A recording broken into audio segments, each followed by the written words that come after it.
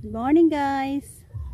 Samahan niyo ako sa paglilinis dito sa ating dahon ng kamuti.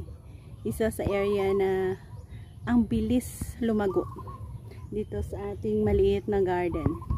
Dahon ng kamuti. Yan ang lago na. Kailangan na naman nating linisan ang baba. Yan. Pero ang mga iba na ito na pwede magulay, ikat muna natin hanggang sa maubos natin yung malinis. Before natin linisin, tanggalin muna natin ang mga yan.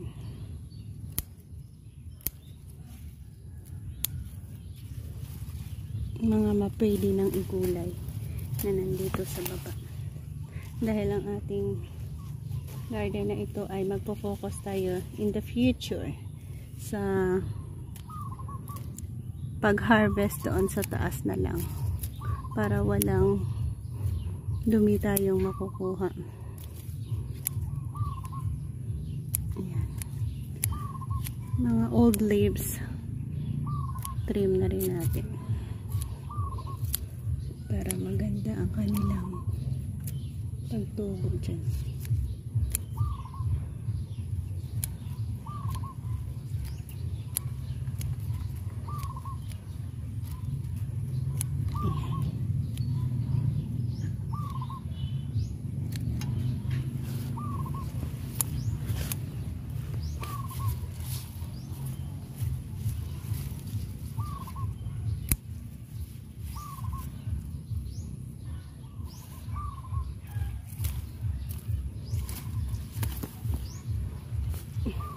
Saglit, inisan kaya muna natin ang dito.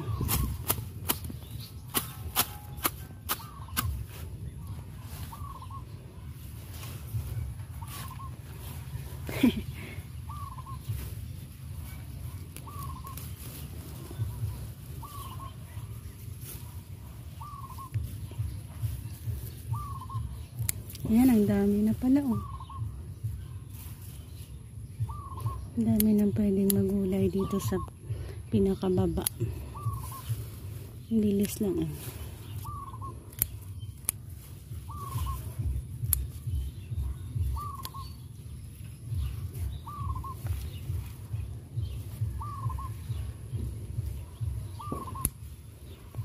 Hindi lang.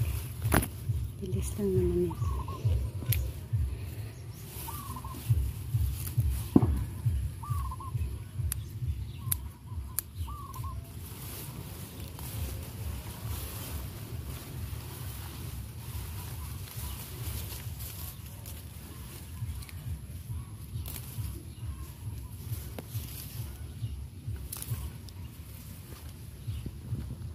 Yan, at natapos na nating nalinis.